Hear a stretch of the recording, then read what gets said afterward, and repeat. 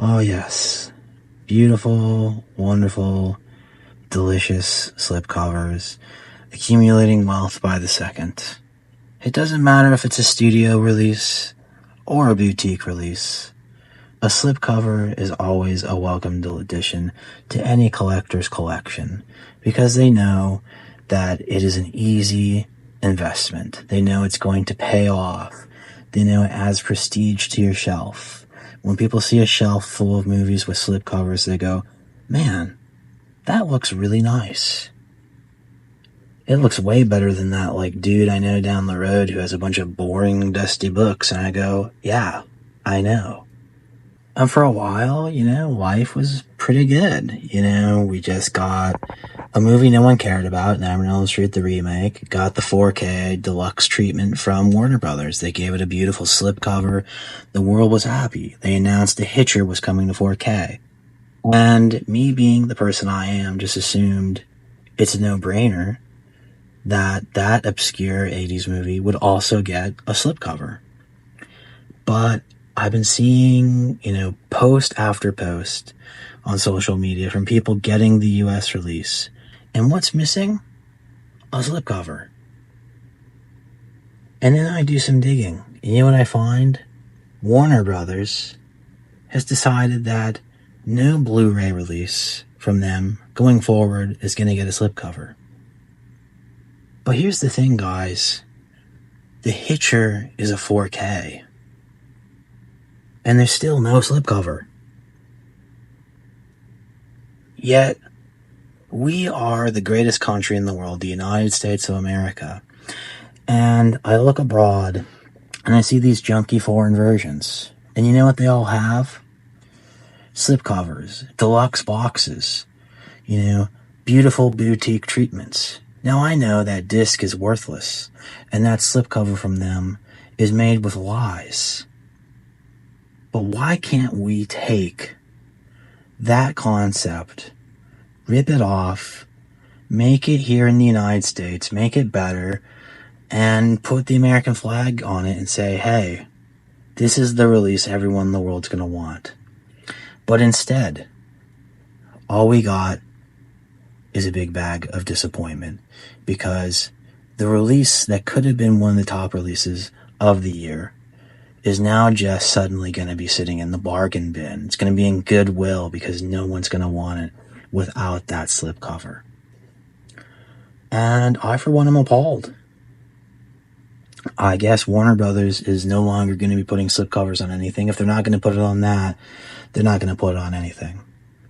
I think Nightmare on Elm Street is going to be one of the last movies WB puts out with a slip. And as a fan, as a collector, and an investor, I'm outraged. Because now what's the point in running out there and picking it up day one? There's no advantage. They can just keep pressing print on the print machine until the end of time, and there's not going to be any way to differentiate a first print run from a seventh print run. And I think all they're going to do is shoot themselves in the foot. I think this is Warner Brothers probably politely suggesting and telling us that they're getting out of the physical media game. I think they think it's a waste of time, and I think they're done. We've already heard Paramount is in shambles, and they might be exiting, physical media. Sony's probably going to be the holdout because they've acquired like all of Disney stuff, but Disney doesn't produce any physical media anymore. So we're left with nothing. Who's going to be putting out physical media from the studios? Lionsgate and Sony. Does anyone care about that? We already have all the Saw movies with slipcovers and deluxe treatment. We don't need any more movies from Lionsgate. The Twilight movies have slipcovers. All these movies have already been released with slipcovers. It's the end, guys. We are looking at the end of studio releases. I hate to tell you, I hate to be that guy. Everyone's going to say, Steve, you're just negative. You're just not positive, you know, you're just up here and you're complaining and you're whining, and I'm just telling you how it is. You know, in the back of your mind, there's a tiny voice suggesting to you that things are over and they're not coming back. And now what's going to be left? Boutique releases.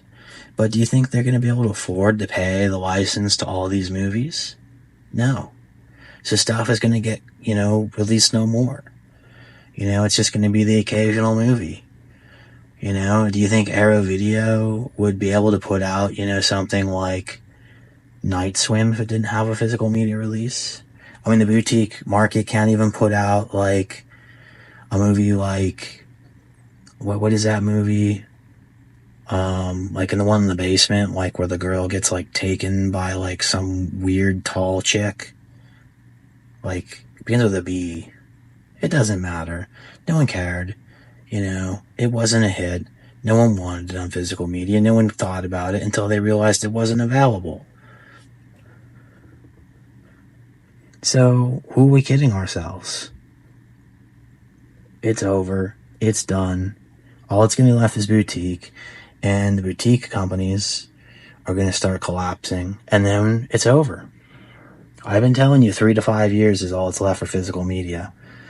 And then we're going to be able to take all these slips, sell them for major cash, and retire in style. And I think this is just another sign, another nail in the coffin. I hate to tell you that I'm right, but I'm right. So, comment down below, guys. What movie am I talking about? It was like new. It had like that one comedy actor from like that. He was in like, I can't remember the movie, but it was like a movie where like he like starts a college because he can't get accepted into college. I can't remember it. It had some, I don't know. Probably, I think it's called like Unaccepted or something. You know, he's in it, and like it's about like a basement, you know, and like Pennywise, like that guy, he like plays like a regular person, and he's like creepy. Comment down below, what movie is that? And also comment down below about what you think about this boutique crisis, because, or not boutique, but slipcover crisis, because this is absurd. We're talking end times here, my guys. And while you're at it, give this video a like and be sure to subscribe.